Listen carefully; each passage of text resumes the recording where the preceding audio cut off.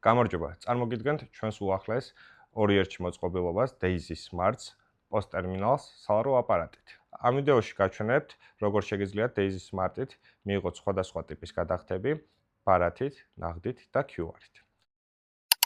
მას შემდეგ, რაც ავირჩევთ პროდუქტებს, ან მივუთითებთ სასურველ თანხას, ნაღდი ან გარისწორების შემთხვევაში ვაწვევით ღილაკს ნახტი და შემდეგ ბეჭვდა. თუ არ გვსურს ამ კონკრეტული ოპერაციის გაგრძელება, ვაწვევით ღილაკს გაუქმება.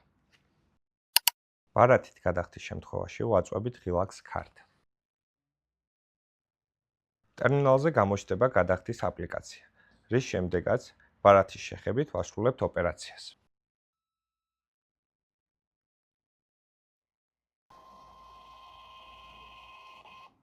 ოპერაციის შეწყვეტისთვის ვაწვევით ღილაკს X.